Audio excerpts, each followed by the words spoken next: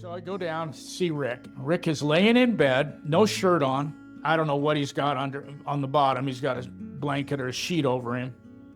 And I walk in and he's just glaring at me, not saying anything. And he looks like he's going to come out of that bed and just rip my head off. And I'm just like, what am I doing here? I should have brought somebody. I do not want to be here. And Rick's laying there. I says, Rick, what's going on? I'm here to help you, And I could see that as soon as I said I was there to help him, he kind of relaxed a little, just a little bit. Took the edge off just a little bit. He blinked a few times. Yeah, he blinked a few times. His eyeballs weren't poking out of his head anymore. And I'm like, okay, so what do you want to do? I'm here to help you. I'm willing to do whatever you want me to do. You want me to take you to the hospital? I'd be more than happy to. You want to go to a treatment center? What are your thoughts? And he doesn't say anything. He just stares at me. And it's like this uncomfortable silence. And I can just see the wheels turning. And then he's kind of psychotic. He just starts babbling about this and about that. And as he's babbling, I can see he's getting all wound up again, And I'm like, whoa, just slow down, So I talk him back off the cliff. And I talked to him for probably, 35 minutes, maybe 40 minutes. And he finally says, okay, I'm ready to go to the hospital. Will you take me to the hospital? I said, yes, let's go to the hospital. Well, I picked up my phone and I called a friend of mine who I knew was available. And I told him where I was at. And I says, show up. I'm going to drive him to the hospital, but I want you to be there. I didn't know if this guy was going to jump out of the back of the car. I didn't know anything, And I said, okay. So he shows up. I'm finally with somebody. He shows up and the guy's waiting for me upstairs. I'm with Rick. I said, come on, Rick, let's get dressed and I'll take you out to the car. And he pulls the blankets back off of his bed like this to get out of bed. He had about 10 knives under the blankets. Oh my Lord. Not little knives. They were big knives. And he could have slit my throat at any second. Hello, everyone, and welcome to another episode of Push Each Other to the Top. We're so excited to be here with you again. We are, we're getting back into the swing of things here, and summer's coming up on us quick. And anyway, we've had some pretty neat experiences as of late, I think. At least I have, and I'm excited to talk about that. How about you, Brent? What are you thinking about? Well, I'm thinking about a couple of things. I just went back to Minnesota, or not Minnesota, but Missouri, and spent some time with Randy and her family, and some things came up, and I got a chance to share a little bit of my story with one of Randy's friends, and I kind of want to touch base on that as well. So, yeah, got a few things to talk about. I think it's important that in this podcast that we've been talking a lot about families and helping families and doing things like that. I just think it's really important that we go back to the basics. I just feel like, I've got 37 years of recovery, but it never hurts to go back and kind of relive those first few months or even the first few years. And, the struggles are so different today than they were back then. Everything was just so big, and oh my gosh, it was just like, they say pole vaulting over mouse turds, like everything was so big. And yeah, I just didn't have a lot of, how to live your life tools. I just had hid from, life and problems and society for so long, drinking and drugging, that when you took all that away, boy, there was a lot of things to face and a lot of things that I need to learn how to do. So I want to talk about that. Why don't you get us started and talk about your experience? You shared a little bit of that with me, and I think that's awesome. It sounds like we got some positive experiences here. That's great. Yeah, it was really cool. Yeah, so today, today's Sunday, and we were able to meet together as a large organization. Those of us that are assigned to work in the what we call the prison ministry, and so a lot of the groups came together, and it was really fun. It was really good to get to rub shoulders with each other, and had some really cool people. One of them was actually an inmate that was released back in January, and he was there and told us a little bit about his story and how he's been out, he's been clean, sober, he's been he got a job, he's gotten the opportunity to work, and he's moved up even in that job, and it was just really cool to see, the results of what can happen for somebody when they apply good things to their life, and they really want to make a change. And then later in that same meeting, we had this older gentleman. He's been in this, prison ministry for a long time, and he works at a facility where they do intake. And so these are the guys that they get sentencing, and now they're going to get evaluated, their emotional intelligence and mental capacity, and mental health evaluation, like all those kinds of things. And they spend about 4 or 5 days in this facility. And this guy, his name's Dave, he spends just a little bit of time with them, like maybe just an hour. And he says it's in this little chapel in the facility, the prison, and it holds like 16 people. That's it, and so they get 16 guys in there, and he's got like 1 hour to give them a message, and I was just blown away. Like, what, these people got to be just scared out of their mind. I can't imagine, right? Like, you're facing a long sentence. You've been moved. You're now in a strange place, and you're sitting in this chapel. Like, what? What would you tell somebody, in the little time that you had? And he shared three things that he tells people. He said the three things he talks about is: one, your poor decisions led you here, you Great. know? Yeah. And I thought of step one, right? Like Yeah. Yeah. that's step one, right? Like, your life has become unmanageable. Yeah. You're here because of all the choices you've made, and this is not the best place for you to be, right? Right. Thought that was really cool. So that's his first. He talks a little bit about that. And then he said the next thing is you hold the keys to your freedom. He said, you know, recidivism is like 70%. He talked about these guys get out and they come right back in, right? Oh, yeah. He says, you hold the keys to your future and to the change that you want to make. And I thought that was really cool. And he talked a little bit about that. And the third thing he talks about is just all the resources that are available.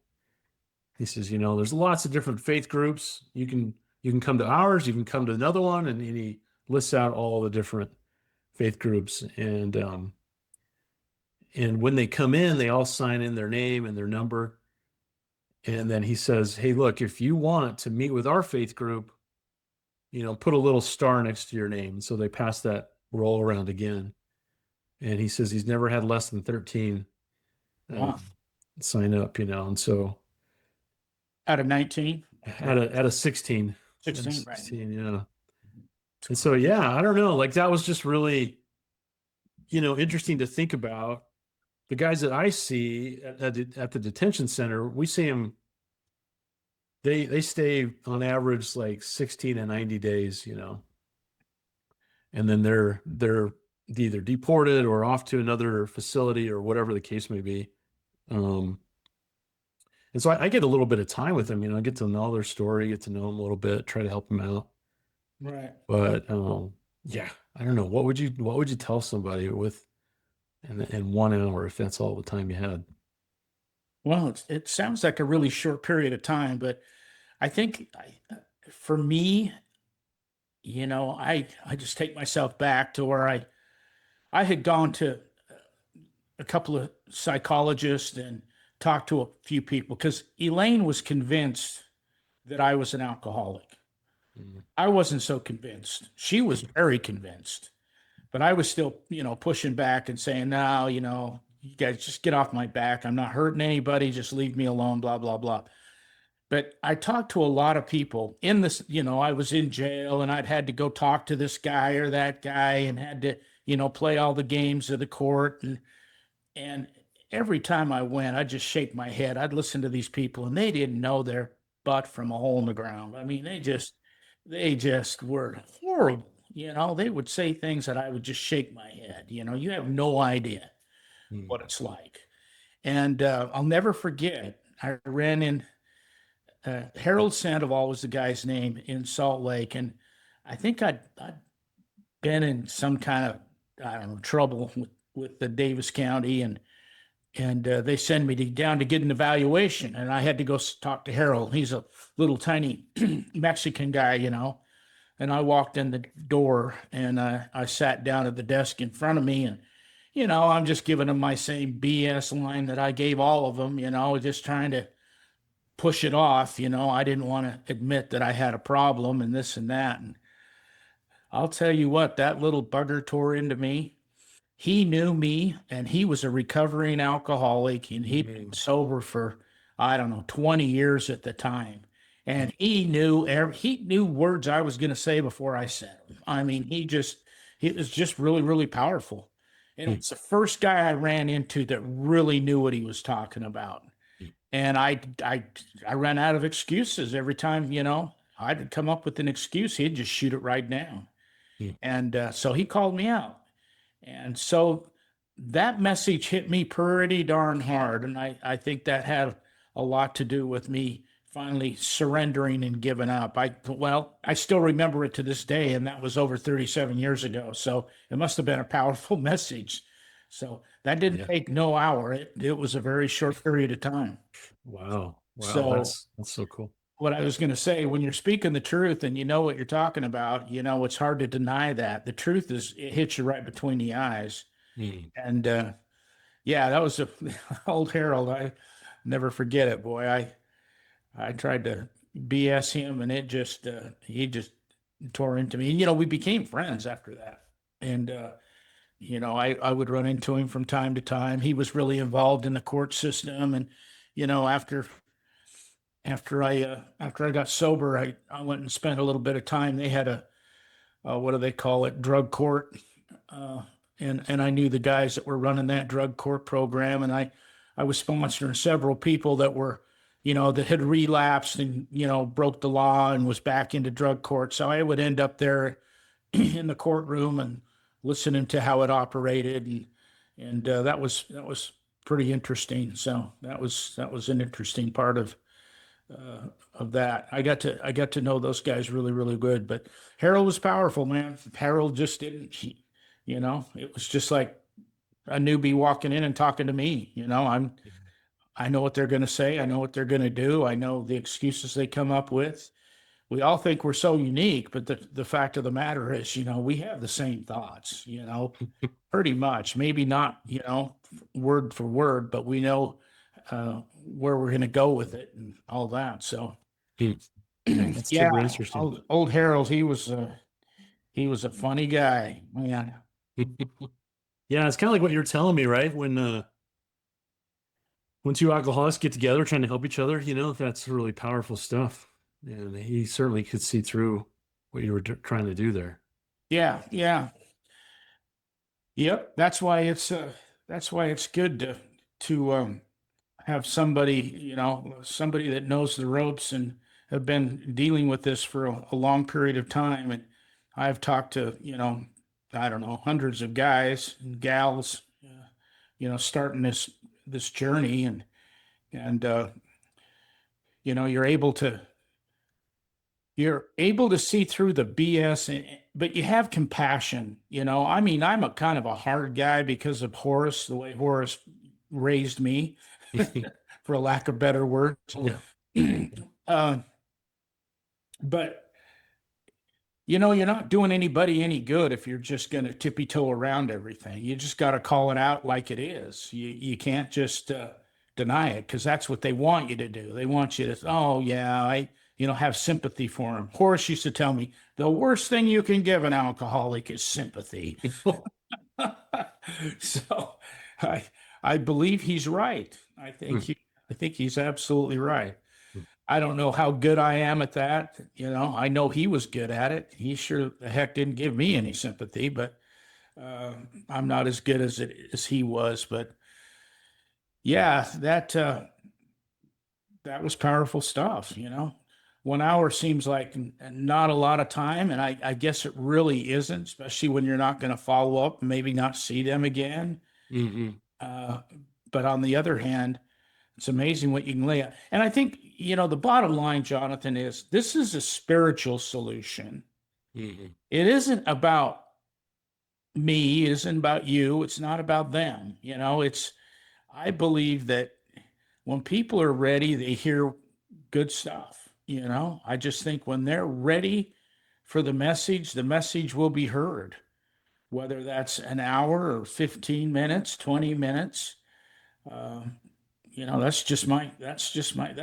the faith that I have that the old saying is you take one step towards God and God comes running. And I just believe that's kind of how it is with alcoholism. If you give up absolutely and you want your life to change and you're just done, I mean done.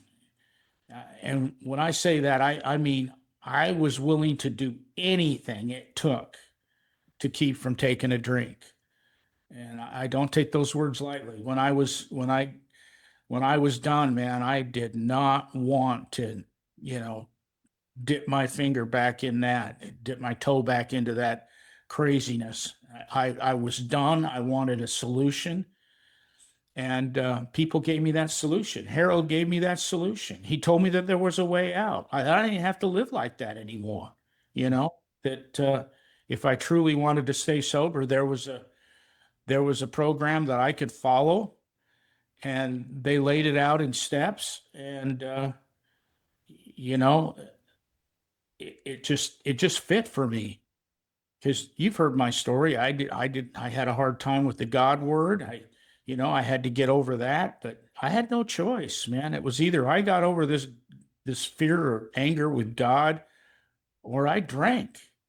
And I did not want to drink. So if that was the solution, then I was willing to do that. And I think the willingness is so important. And where you find that, I'll tell you, I have no idea. I just think it's a gift. It's given to us from our higher power. And you get the willingness to do whatever it takes to stay sober, and you'll do whatever anybody asks you to do. And that's basically what I did. I think after I met with Harold that one time, I probably kept drinking for a while.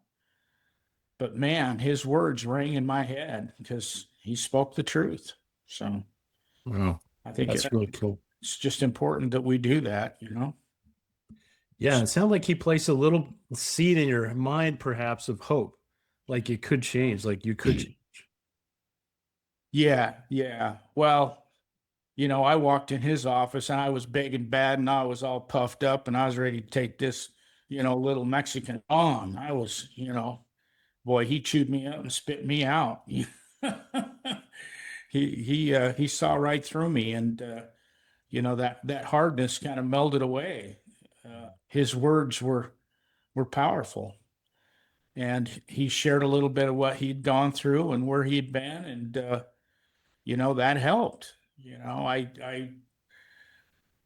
I understood that I understood that he was right where I was at one time, and he found a way out, and he found a solution uh, to this disease. Because you know, when you're out there drinking and drugging and blaming the world for all your problems, it takes a lot to get to the place where you realize that there's a solution and another way to live. You don't have to live like that anymore.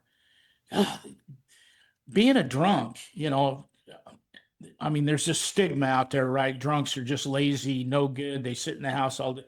It's not easy being a drunk. It's a lot of work.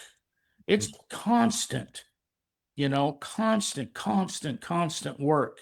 How are you going to get your fix? How are you going to get your booze? How are you going to, you know, how are you going to find money? How are you going to do, it's a lot of work.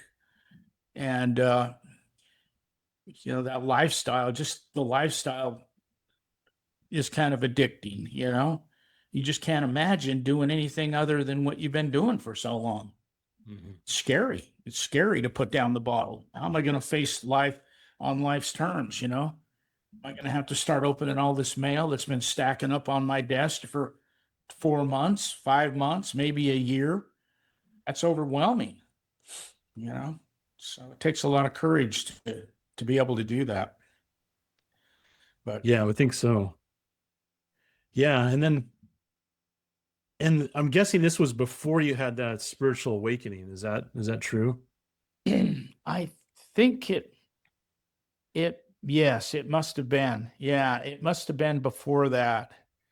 It's kind of, the time frame back there, like talking to Harold's just a one little glimpse of, the time back there. Uh, the spiritual experience was one little glimpse of reality. It's like I lived in this fog, and Yeah. what I did on a daily basis, I could never tell you. I have Yeah. no idea. I was living like in a blackout, and there was just these little snippets of memory that would come back to me, and I would remember just a couple of little things, and the rest of the time, it's like when Elaine kicked me out of the house, and I moved in with my friend, and then my friend died. Um, I was living in that truck. I had all my belongings in that truck. And I remember breaking into Elaine, not breaking in. It wasn't, I probably had a key to get into the house, but I'd go in there to take a shower while she was at work and the kids were in school. But I have no idea how long I lived in that truck. I don't know. It was a month or 3 months or 4 months. I have no idea. That time period is just all gone. So I really don't know when Harold was, but I know it was, like within 6 months of me stopping, Wow. probably. That's my guess. Yeah. Yeah. Wow. So, Yeah, it seems like there is a fog of war, I guess you could say, even that your mind is in at that point. I've heard others talk about that. And how is it that or what would you say, I guess, if you could sit down with somebody who musters the courage enough to talk to you? Like what would that conversation be? Or would it just be a reaction to what they say? Or like I'm just curious about how Harold, like obviously this was like his day to day, maybe he was really good at it because he got a lot of people sitting in yeah. front of him, but Well, every situation's different. It's really funny. I never ever talk to anybody one on one without praying before I go. Mm, I say a little prayer and just say, this one's on you, no matter however this turns out.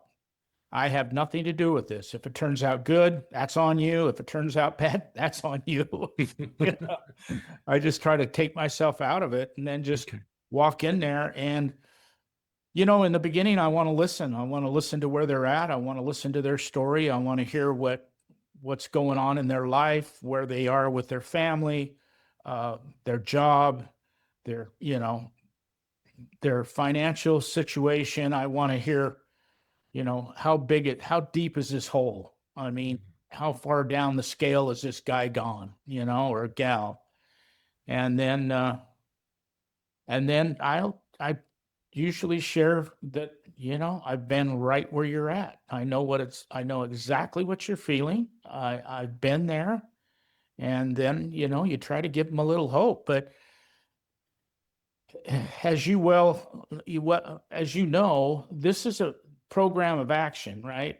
And so you've got to kind of test the waters to see how much willingness is there, because I can tell in a very short period of time if this person's serious about getting sober, or it's just another attempt to, please his wife or his mother or her husband or whatever. It's very, I mean, I can see the game, and if they say the right things and they're willing to do the work, then I get behind them 100%. I start walking them through that, and we break it down to one day at a time or 1 minute at a time, or we try to figure out, if they're facing court and things like that. You know, that just brings up a story. I was with the guy, I was sponsoring this guy, and this guy was so incredible. He, he would, when he was sober, he would do so good. Oh my gosh, within days, he was such a business guy. And he had a mind like I've never seen before. He would get sober for 2 days and everything he lost would come back. He would have 15 jobs and he had all this stuff going to be hiring people and he'd buying trucks and, he did sprinkling systems. But this guy was he was incredible how fast things came back to him.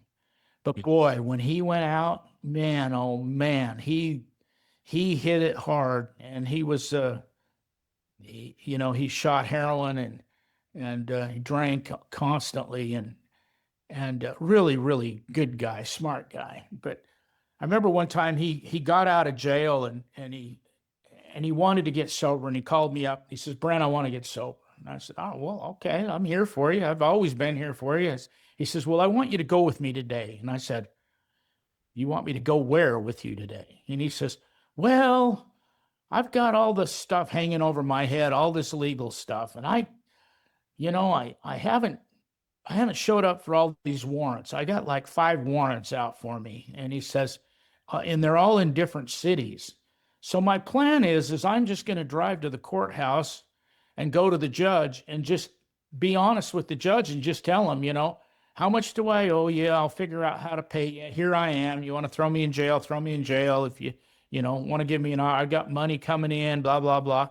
And so his name was Corey. And I was like, okay, Corey, sounds good to me. Let's go. So we got in the car and we went.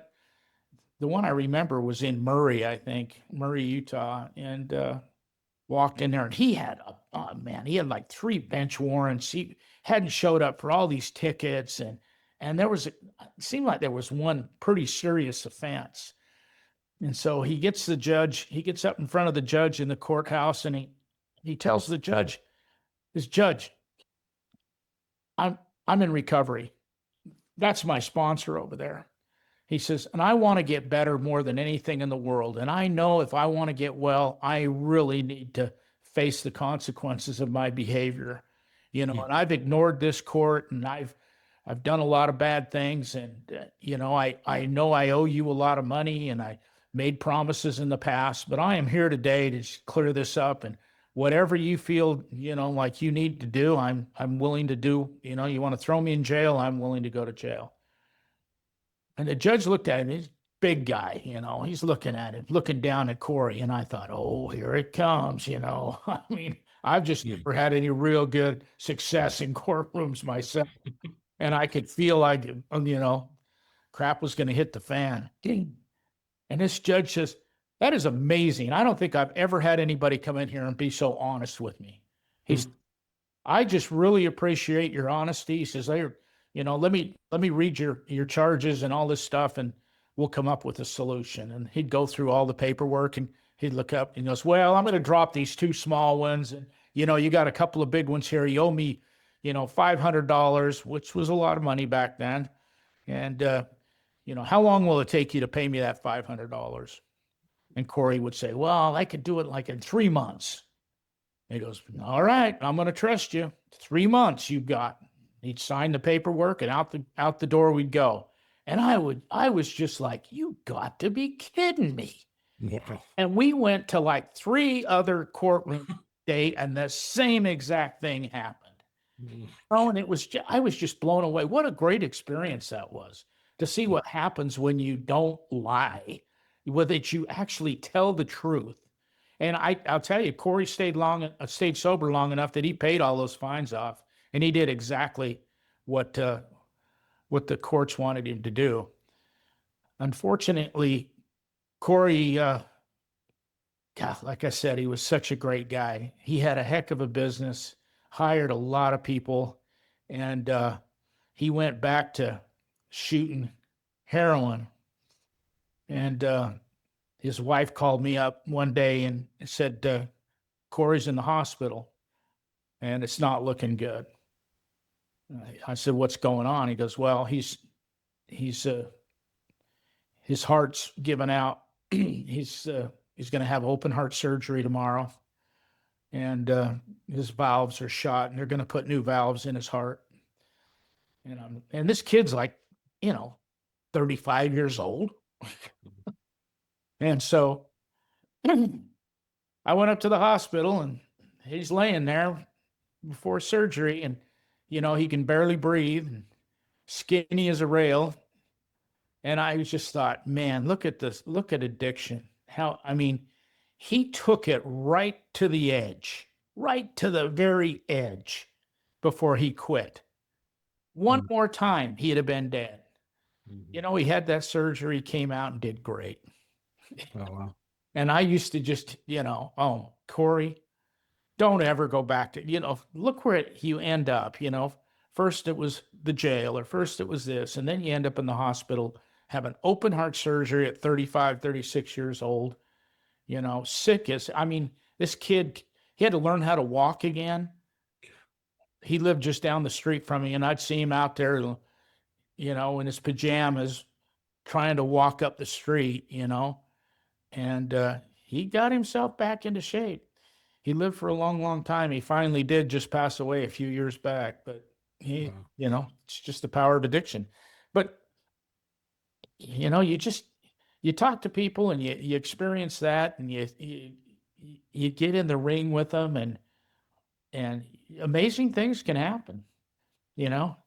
People think that, well, like you said, what's 1 hour going to do, But I think that when you're honest and you're real, and you show up to life, and you take responsibility for your actions, anything can happen. Anything can happen. So, wow. I love that. Wow, what a story. That's amazing. Yeah, and I guess it just, like you said, where does that willingness come from, right? Like, it just is a gift from God that able to turn their life around. And like you said, some take it right to the edge, right? Just one more time would have been it. And right. and yeah, that's amazing. And I hear people say, well, he's got alcoholism really bad. I hate that statement.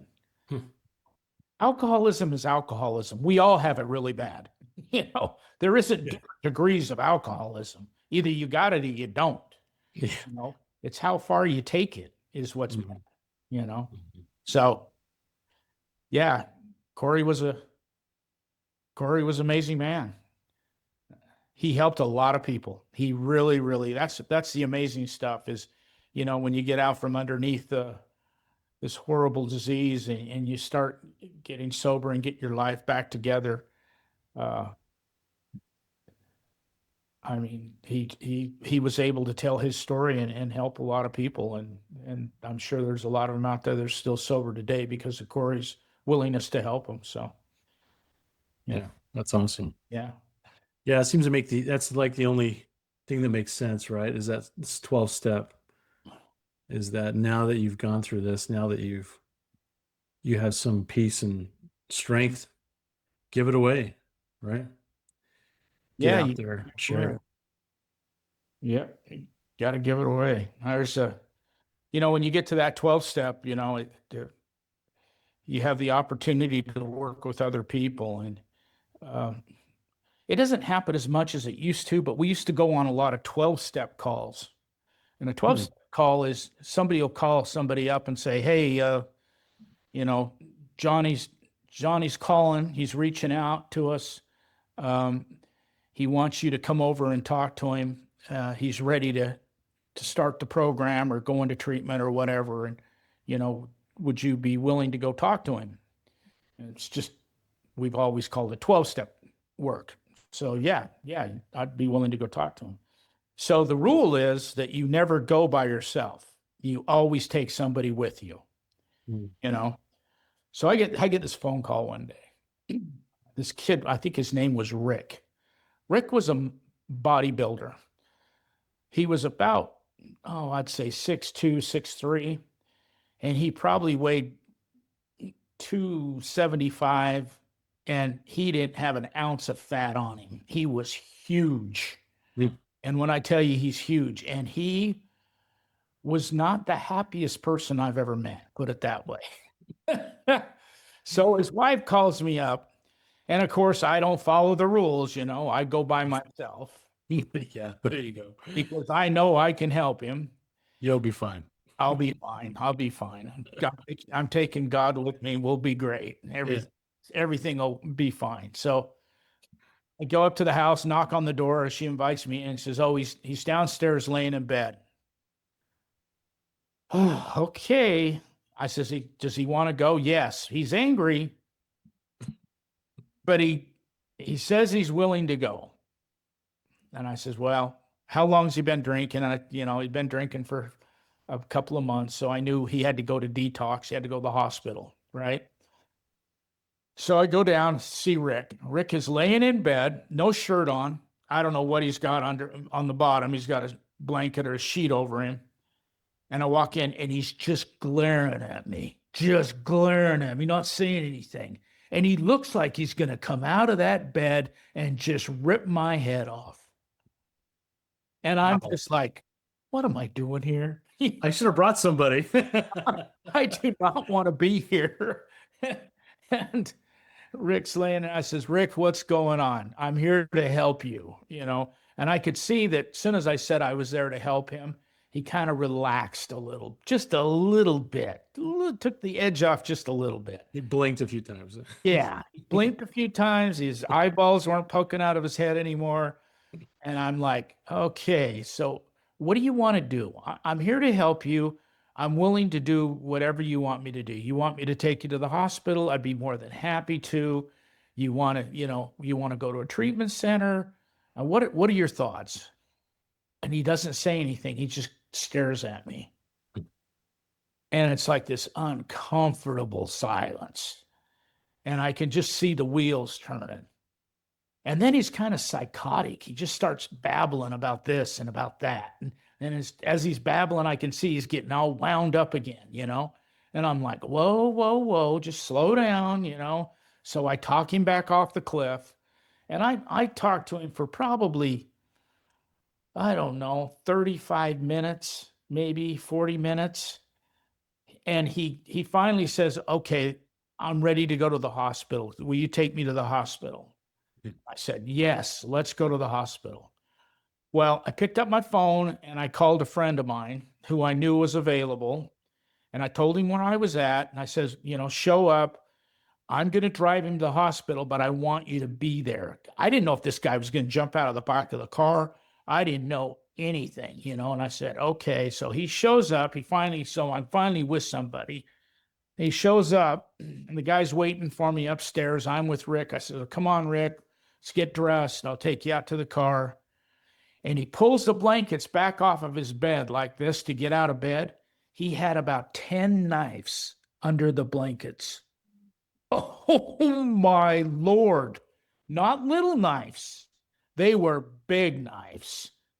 And he could have slit my throat at any second. Oh my gosh. And then I get him out, put him in the car. And I don't know how this happened, but I'm driving and he's sitting right behind me. Oh, no. And I'm taking him from Bountiful to LDS Hospital where their insurance, part of their network. So I'm taking the LDS Hospital in Salt Lake, which is a 20, 25-minute drive. And he's sitting right behind me, just growling like a damn grizzly bear, Oh my God. I couldn't wait to get that guy out of my car. Oh my God. Jeez. Crazy. I learned my lesson. Yeah. If you go on a 12-step call, you just might want to take somebody with you. I don't know if it would have done any good. He probably would have killed both of us if that's what he wanted to do. Yeah. Oh, man. You should have. If you would have seen that, you would have died. He threw the blanket back and all those knives were laying in bed with him. Oh, what the heck? That dude was what dangerous. Was he planning on doing? I don't know. Maybe that was his moment, And then I think about how angry he was when I got there. Yeah. And he just glared at me, And if he jumped out of that bed, he'd have had me. There was nowhere Oh, I yeah. was going. I mean, I'd have been gone. Yeah, you want to. I still shake thinking about that. That just scared the heck out of me. Yeah. That was not a Wow. good situation. Yeah.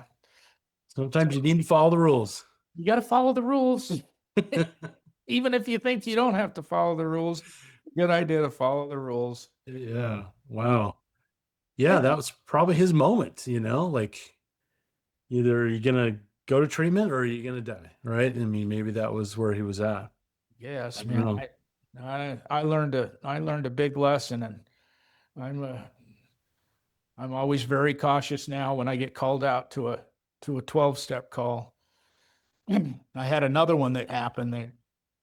My buddies, there was two guys, and there was a guy that was in our community, and him and I were, I know the guy had a lot of respect for me, but I kind of played Horace with him. I'd call him out on a lot of BS. He would try to just fill us full of crap, and it went on for quite a while. But anyway, he went back out, got drunk, and guy I sponsored called me up and said, "Hey, I can't remember his name. Roger's requesting you to come by and talk to him." And I said, "Okay, well, let's go. Let's go over there." And I didn't like this guy very well. He didn't like me very well. So we went in there, and I can't. I was doing something. I was working or doing something that I took time away from work and whatever. And I went in and I sat down at his table.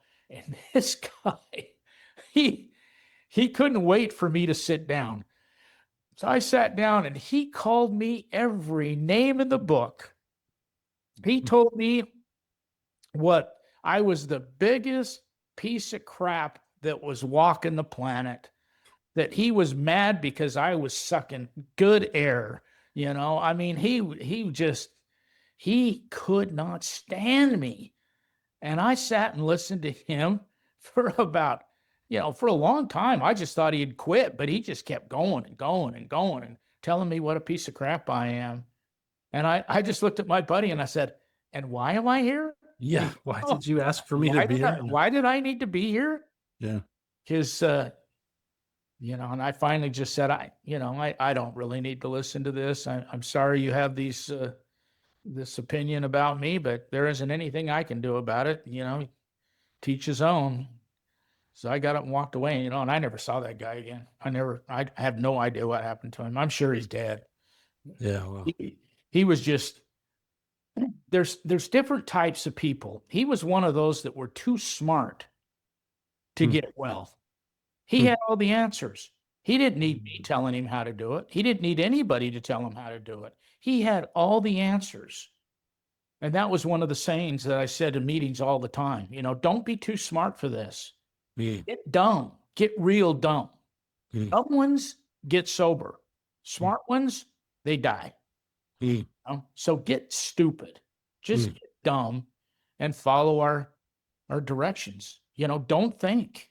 Just do what we ask you to do, and the solution will come. But yeah, so there's 12-step calls are really interesting. You never know what you're going to get. Yeah. Wow. I mean, that reminds me of, was it step 3, decide to turn your will in your life over to the care of God as you understand him. Yeah. I mean, because you, at some point, that step is, as far as I understand it, is really just being like, okay, I don't have the answers anymore. Jesus, take the will, kind of thing, right? Like, yeah, I've always, and everybody I sponsor, I tell them the same thing when it comes to step 3. Step 3 is just so important, and it's so powerful. There's a prayer in the big book of Alcoholics Anonymous, and it goes, "God, I offer myself to thee, to do with me as thou wilt. Relieve me of the bondage of self, that I may better do thy will. Take away my difficulties, that victory over them may bear witness to those now I can't remember the rest of it. thy power, thy love, and thy way of life. May I do thy will always. So, and I tell everybody I sponsor, where that is in the big book. And I tell them to read that every day. And I want them to get to a place where they memorize it. But on the other hand, you listen to the words when you say it, because I truly believe that prayer is extremely valuable. To turn your will and your life over the care of God as you understand God. You make a decision to do that. I was stuck on that step for a long time thinking, I don't even believe in this God you're all talking about. Now, how am I going to turn my will and my life over to him? And all it says is you make a decision that the way you've been doing it sucks. You got to quit doing it. You don't run your life worth a damn. I don't run my life very well, but God could and would if he were saw it, right? So I just have to realize that I'm making a decision to let somebody else take the reins, somebody else drive the bus, or somebody else, show me the way, because I'm lost. I'm truly lost. Mm. So, and if you do step one and you admit you're powerless, like I said, I was willing to do anything to not drink again. So you do step one. Step two is you're restored to sanity. For the longest time, and when I was going through step two, I thought, well, I'm not insane. I think a lot of people in these rooms are, but I'm certainly not insane. And then I realized the insanity was that my brain told me that I could have one drink. Mm. And I fell into that insanity over and over and over again. Mm-hmm. I could drink and get away with it. I could drink and not get to that place where I was drunk. Mm-hmm. The truth of the matter is, every time I drank, I couldn't put it down. Mm-hmm. So the insanity is to believe that lie in my head. Mm-hmm. And so I figured that out. So I got step two done. And then when you get to step three, you've done 1 and 2, and then you get to step 3, which just, you surrender, right? You just give up and let your higher power run your life. And that gives you the ability and the humility to write down step 4. So It just boom, boom, boom. Those steps just go right in order. 1, 2, 3, 4, and all the fight's gone out of you. By the time you get to that place of step 4, you're a lot more humble, you're a lot more honest, and you understand that you've got to clear out the wreckage of your past, that this is the burden you've been carrying for so long. Let's finally put it down on paper and take an honest look at it. And that step 3, I believe, gives you the ability to do that. Yeah, wow. Yeah, we just talked about step 4 this Thursday. And we had the same 4 guys. One new guy showed up. And he's just a young guy, 22 maybe, And he's got tats under his neck, his face. He's just kind of listening, He came in about halfway, and the CO came in and she said, "This guy needs Jesus." And then she pointed inside. She saw some of the other guys, and so does he. She pointed at this other guy. He needs it too, I said, "Yeah, they're getting it." So he's sitting there, and he's got his arms folded. He's got these big tats, like, he's kind of like almost like showing them off a little bit. And he's listening. We're talking about step 4, this inventory, and in the lesson that we read, it talks a little bit about some of the steps ahead, right? About making amends, We say that word, and then I pause usually, and I say, are there any questions or any comments, you have about this? And this kid's like, yeah. He's like, yeah. What does amends mean? I was like, oh boy.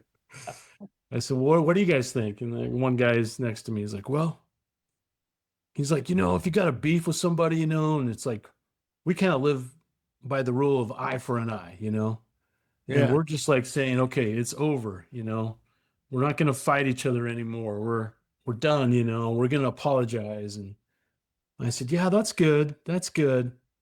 But amends means you got to make it up to the person, right? You got to do whatever they tell you to do. And that's what I said. I said, my dad, he told me, he said, his sponsor said, whatever they tell you to do, that's what you do. They tell you to wash windows for a year, that's what you do. You wash their windows for a year. And then the one guy sitting next to me is like, wash windows for a whole year? You got to be kidding me. I said, well, and then the other guy across the way, the other part of the circle, he's like, yeah. I said, well, are you really sorry then if you're not willing to do that, Anyway, it was a good questions. Yeah, good questions. It was cool. Good questions. Yeah. Yeah, that's what it's all about, man. Just show the willingness. What are you willing to do? I mean, making amends. And the problem is when you jump from, talking about step 4 and then you jump to, step 9. Yeah. That is that's too much. That should not even be in their vocabulary yet. I mean, exactly. Yeah, it shouldn't even be mentioned because a lot of people come in the program and they want to do step 1 and then they want to do step 9. Yeah. Then 12. Mm-hmm. Skip all the rest. Yeah. I want to do 1, 9, 12. And it's like, it doesn't work that way. And I tell people I sponsor, whatever you do not go to your family and apologize. Yeah. They will knock you out. They will beat you like a stepchild. You do not do that. Yeah. You get ready to make amends. You do not go apologize for anything you've done. You've got to get to the place where you're right with yourself before you go there. I love that. And so, yeah, have a lot of guys that run out. Oh, God, I got something to talk to you about today. Oh, what is it? Well, I had a good talk with my wife, and I apologized and told her how sorry I was. You dummy. You dumbass. She's probably home packing her bags right now. Right. Just blew that. Now you might as well call a lawyer, Right. Eat it. Yeah. And I did catch myself. I said, look, guys, like you don't need to think about that. Yeah. Like that's all. You just need to think about this inventory. Yeah. Right. Just let's focus on that. And so I try to get it back on track, but yeah. It was really interesting, and I love the questions. That's what it's all about. When they ask questions, they buy in, they're in 100%. They're asking the questions and I like that you don't answer it. You let them come up with the answer. That's powerful. Don't constantly just do it all for them. Let them think about it for a minute and come up with, I would have never admitted that. I wouldn't have asked that question. Well, what does amends mean? I didn't know what it meant. I think I had a clue what it meant, but when I first come across that word, I wasn't 100% sure of the definition, Yeah. Apologize is one thing. You make a mistake, you apologize for it. Mm-hmm. To make amends, you take responsibility for your problem, your issue, whatever went wrong, and then you become willing to set that relationship right. Mm. And that's why Horace used to always say, no matter what they tell you they want, no matter what it is, you just do it. You just got to be willing. And he just wanted me to have the willingness when I showed up. Most people just, when I got to that place, they just said, well, I want you to stay sober. I just want, and a lot of people think, and I've often said this, I've probably said it on the podcast. A lot of people think that when somebody says that to you, all you got to do is stay sober. That's kind of an easy way out, right? Well, it ends up being a big responsibility because, see, I told my family that I would stay sober one day at a time. And so every day I stay sober, I'm making a living amends to those people. And I take that very seriously. It's not, it's not just me that's, there's a lot of other people involved in my recovery, a lot of family members that I don't want to hurt them again. I don't want to let them down. I don't want to go through that crap again. So, Yeah. Yeah, that's awesome. Yeah, it was great. And that this little group we have these last 4 weeks or whatever it's been now. Yeah, well, we're on step 4, but it's so interesting to have that smaller group because it's more intimate, right? Like it's easier to like let these guys sort of answer their own questions, right? And it's a really intimate thing. I mean, it's great to have 20 guys, no doubt. Um, but I think they feel more comfortable, yeah, in that environment. It's been really cool. I'm sure they do. You get 20 people in there, especially in that environment. There's a lot of crap going on in that room. There's a lot of, there's a lot of, people. Uh, yeah, there's just Hmm. a lot of stuff going on with that many people in jail Hmm. all at the same time. You know, so Yeah. it's a Yeah. different environment. Yeah. Yeah. It's been really interesting because normally we've had a lot of people and yeah, there's a lot of posturing going on and who knows what. I don't even see it all, Oh yeah. um, but with just a few guys, it's really cool. And we had, at one point we had sharing, I said, okay, because they're sort of new, I guess, and I still don't know what I'm really doing, but I said, we have a moment where we just go around and share. And so I told them, hey, you say your first name and you just share what's on your mind, something we talked about in the lesson or whatever you got to say. And you could pass if you want. And so we go around and I went just to kind of demonstrate a little bit and said a few words. And the guy next to me, and then this third guy, he got all choked up and he could barely talk. He was just so overcome by emotion, And he talked about how, that he's he's been in the United States for 34 years and he just got arrested. He didn't talk about why exactly, but that he's going to be deported. And this was a quiet guy. He hadn't said anything up to this point. And that finally sort of cracked open right there with us all. And it was so cool that the other guys in the room were really supporting him. They could tell it was hard for him. And they said, "Hey man, that's okay. You can do this. You can tell us what you need to tell us." And he got the courage and finished what he had to say. And it was just so powerful to see each other. These guys supporting each other, in that moment. It was really special. I was really glad to see it. It was so cool.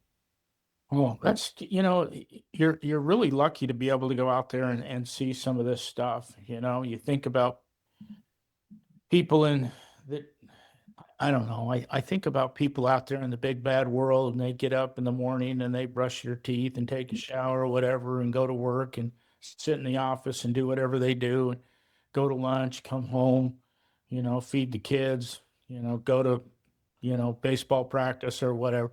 They go through the motions, but they don't really get an opportunity to see what's happening out there in the big bad world, and you get to have a glimpse of what it's like and what people struggle with. And I don't know, I think there's something, I think it's in our DNA that makes us want to help people. And that's, we've talked about that many times on the podcast. We just like to help people. And I think it takes a lot of courage and a special person to be able to walk into a prison and give that away. So kudos to you, man. I think that's way cool. And getting out there in the mainstream, we it's not about politics. It's just about human beings, just helping them and helping them in a healthy way, not enabling them, not coddling them. They got themselves thrown in that jail. It's Mhm. their actions that got them there. But without hope, they never leave. They just go Mhm. from one prison to the next. give somebody a little bit of hope and opportunity, like that guy you talked about at the beginning, it shared his story. He went out and got a job, got promoted. Is that right? And he's back in the mainstream of life. And and he's got a community built around him. It's all about that community. And he's got to, I think, to give people hope, and then to let them understand that there's people like you and I that are willing to help, and do whatever it takes to push them to the top. So That's exactly right. Yeah. I don't know what it is either. It must be in our DNA, I guess, because it's you know, and I appreciate it, but I feel like I'm gaining a lot. I really do feel um blessed to be able to not only share this message, but to also feel like it gives me a lot of gratitude for where I'm at. yeah, I mean, I don't think anyone has a perfect life or a perfect situation, but I'm sure grateful for what I have. It helps me every time I drive back. I think, wow, I get to drive home. I get to go home to my family, to my wife, to my kids, and sleep in a bed. sleep in a bed of my choosing. Hello. Yeah, Have a fork and a knife at dinner. exactly. Like it's and food that I want to eat. These guys, they don't get to choose what they eat. They eat whatever's given. And but it was real humbling too at the same time to see and hear a prayer from one of these guys, and he was just thanking for a roof over his head, for the food that he had that day, and for the bed that he got to sleep in. That's what he said, and I was like, wow. Yeah. Wow. Yeah. Yeah. Can you imagine jail or prison might be a step up? Yeah, that's Where true. they came from? Yeah. We think it's the worst place in the world to have to go. And for some people, that might be like you say, a roof over your head and a meal. Yeah. So, yep. There's a lot of people out there suffering, and we are very, very fortunate that we have what we have. I, I pinch myself all the time, There's I have a picture up here on my shelf. It's me standing on the 18th green at Pebble Beach with my back to the camera, with my arms folded, looking out over the ocean. And man, how does a guy like me get to a place like that? I'll never, ever, ever figure that out. They used to tell me, you're, you know, you're just going to have so many successes and your life's going to be amazing. And I just didn't believe them. And now I sit here today and I tell people, your life's going to be amazing. It's going to be fabulous. Horace used to say that word all the time. I hated it. Fabulous. I'm doing fabulous. Oh my Lord. Here I was struggling for pennies and he's doing fabulous. I didn't want to hear that. Mhm. Here I am today doing fabulous. There you go. I love it. I love it. That's it. Well, that's cool. Well, I think with that, we should wrap it up here. I think that was a good session. All right. Well, that was good, Jonathan. Thank you so much. I just really appreciate what you do out there, and I for a guy that's never had a drink before, you sure grasped a hold of this deal and been able to give it away. I don't know. I'm trying, but you're the one who inspired me, so it's all your fault, really. Well, I'm the one that made you, so There you go. It goes all the way back to that. It is really your fault. So,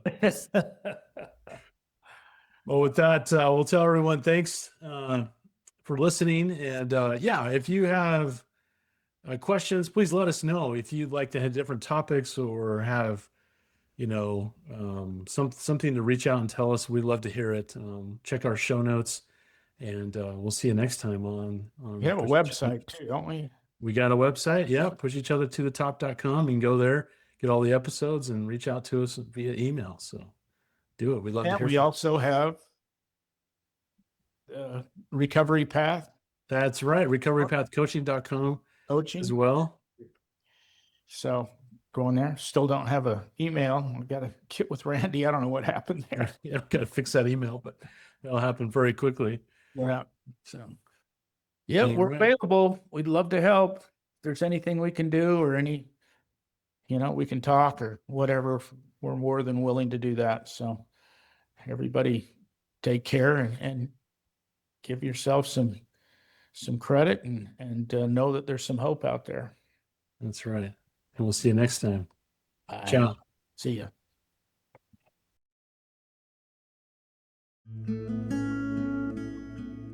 Thanks for listening to Push Each Other to the Top.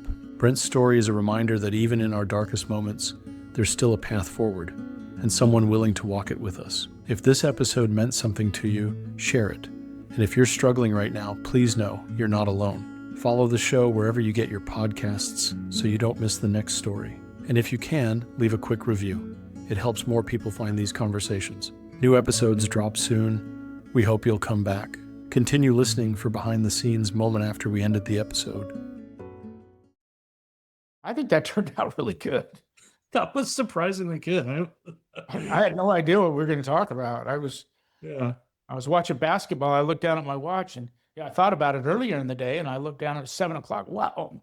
Oh my gosh, we're supposed to be doing a podcast. Right. So I didn't really have a lot of time to think about what we were going to do. Same. Melody's like, what are you guys going to talk about? I was like, I don't know. And she's like, what are you guys doing? Like, yeah. Aren't you supposed to have some sort of plan? Yeah.